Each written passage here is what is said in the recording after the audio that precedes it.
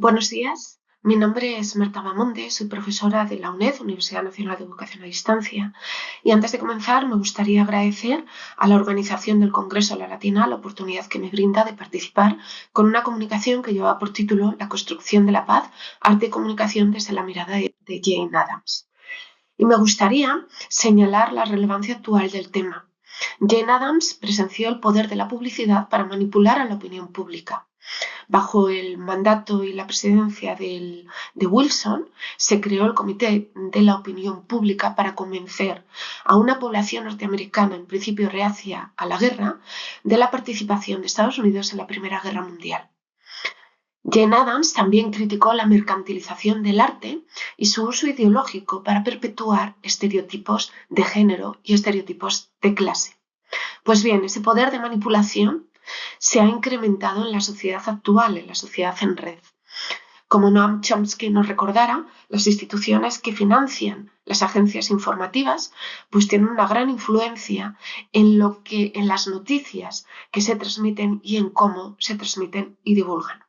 Por otra parte, cualquiera puede ser creador de contenido, de noticias que de esa manera proliferan sin ser cotejadas. Es interesante comprobar cómo respondió Jane Addams a esta situación, que fue con la cofundación en 1889 de Hull House, junto con Ellen Gate Starr. En Hull House se crearon comunidades participativas que potenciaron la vida democrática del vecindario de Chicago, donde estaba instalada Hull House, de la propia ciudad, y que se convirtió además en un centro internacional de referencia. Sin embargo, Jane Addams, por su condición de mujer, por los temas que trataba, por ejemplo, el tema de la prostitución, de la delincuencia juvenil, de la situación de los obreros en las fábricas, bueno, pues fue eclipsada. Se la reconoció como activista social, pero no como teórica. Y sin embargo, las prácticas que se desarrollaban en Hull House están inspiradas en toda una teoría, una visión del arte y de la paz que puede resultar inspiradora en la sociedad actual. Los objetivos, por tanto, de mi comunicación son, en primer lugar, reivindicar la figura de Jane Addams como pensadora. En segundo lugar, pues analizar cuál fue su visión del arte y de la paz que se plasmó en las prácticas de Hull House. Y la finalidad última es que podemos aprender actualmente de estas consideraciones y prácticas artísticas y su importancia en la construcción de una sociedad pacífica. Bueno, voy a combinar dos metodologías. La primera de la metodología va a ser hermenéutica y consistirá en el análisis de las propias obras de Jane Addams, de las obras de autoría conjunta de los miembros de Hull House, así como de las publicaciones que hay en los archivos disponibles de la figura de Jane Addams. Pero por otra parte me gustaría detenerme en el análisis de la propia metodología que utiliza Jane Addams en sus obras, tanto teóricas como en las prácticas de Hull House. Jane Addams se acostumbraba a narrar de un modo muy literario sus propias experiencias personales y también las experiencias de las muchachas, por ejemplo, que trabajaban en las fábricas para tratar temas como la prostitución o la delincuencia juvenil. También se remite a figuras literarias como el rey Lear para describir la huelga de Pullman. Estas narraciones servían para despertar la simpatía por los más marginados de la sociedad, pero combinaba estas narrativas literarias con un concienzudo análisis científico de los hechos y de las situaciones concretas en aras de lograr una reforma social. Esta metodología interdisciplinar que combinaba arte y ciencia le llevó a interpretar de un modo muy original y a llevar más allá que otros de sus contemporáneos el pragmatismo, que es el marco teórico en el que se sitúa. El pragmatismo, más que un cuerpo doctrinal, es una metodología que considera que las teorías tienen que servir para organizar inteligentemente las prácticas. Por lo tanto, tiene un sentido situado y, de hecho, las teorías sirven para resolver situaciones concretas que resultan problemáticas y por eso conocer la situación por parte de aquellos que las están viviendo y que ocupan distintos lugares en los acontecimientos pues resulta muy importante. Jane Addams dio voz a los marginados sociales, a los obreros, a las mujeres, para comprobar de primera mano cuáles son los problemas sociales a los que se enfrentaban. el carácter situado y el pluralismo del pragmatismo van de la mano con el sentido práctico de esa teoría, que en última instancia las teorías sirven para resolver problemas concretos y por tanto siempre están sujetas a crítica. Puesto que en la sociedad las situaciones concretas cambian, las teorías tienen que cambiar también para ajustarse y poder resolver los problemas que van surgiendo. Pero más allá de la solución de los problemas concretos, lo que resultó interesante fue el modo de resolverlos, que es un modo cooperativo. Adam señalaba que hemos aprendido a considerar que los bienes sociales deben extenderse a todos los miembros y a todas las clases de la sociedad, pero todavía no hemos aprendido, señalaba Adams, que a menos que esos bienes se logren cooperativamente no podemos estar seguros de que merezcan la pena. Y esta metodología que Adams utilizó pues tuvo un resultado muy efectivo. De hecho, contribuyó a la reforma democrática de las instituciones de Chicago. Por ejemplo, la primera ley de Illinois, del estado de Illinois, que estipulaba en 14 años la edad mínima que los niños y niñas tenían que tener para poder trabajar, o que prohibía la venta de cocaína a los niños, o que estipulaba un límite en las horas de trabajo en las fábricas.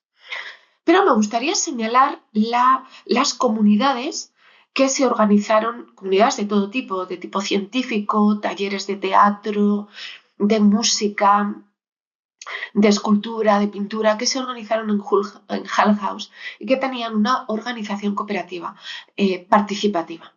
Bueno, entre todas estas prácticas desarrolladas en Hull House, pues destacaron las prácticas artísticas porque potenciaban la simpatía, el interés y la curiosidad por el otro, que es indispensable para poder cooperar con ellos. Detrás de todas estas prácticas hay toda una teoría acerca del arte de la sociedad y de la paz.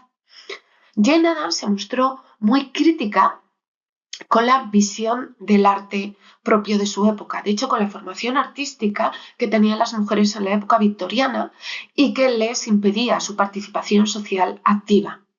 También se mostró muy crítica con la comercialización del arte, con las ingentes cantidades de dinero que se ganaban a través del teatro y del cine, que evadían a las clases populares de sus condiciones de pobreza.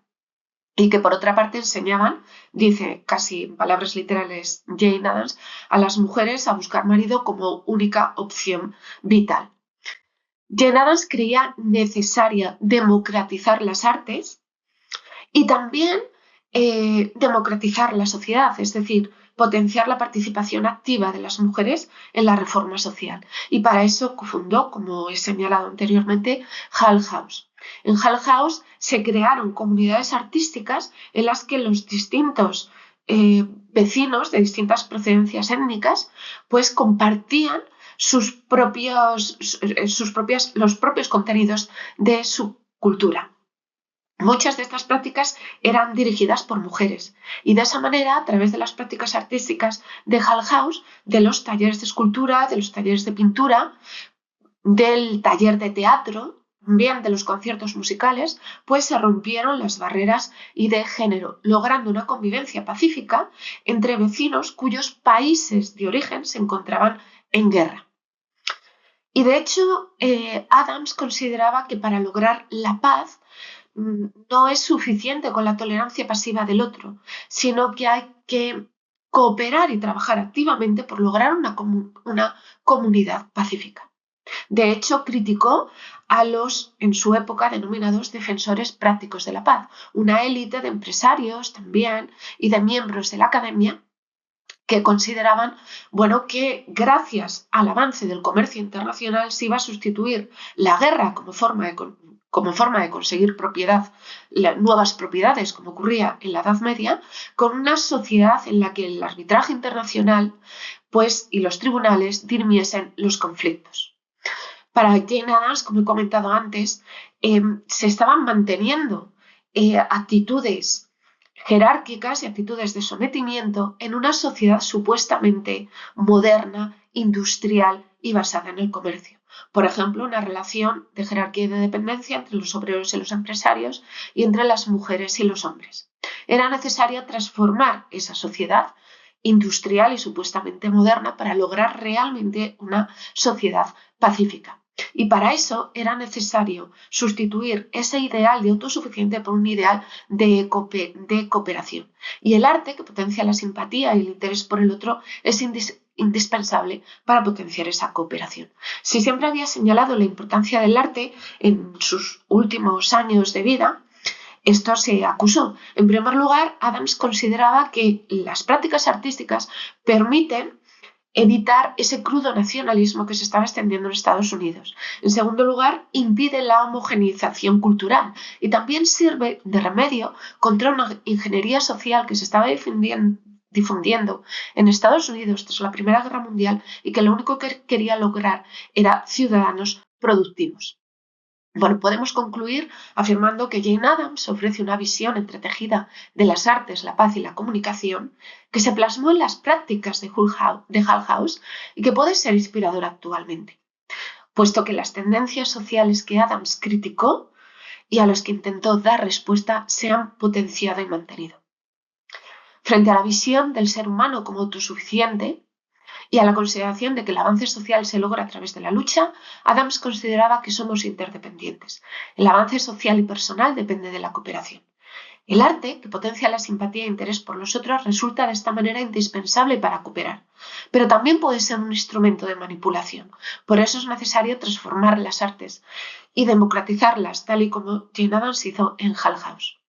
En el contexto actual, podemos atender algunas de las sugerencias de Adams. Por ejemplo, fomentar la educación en los planes educativos. Y, en segundo lugar, potenciar la creación de comunidades artísticas y culturales participativas que potencien la simpatía por el otro y también la cooperación. Muchas gracias.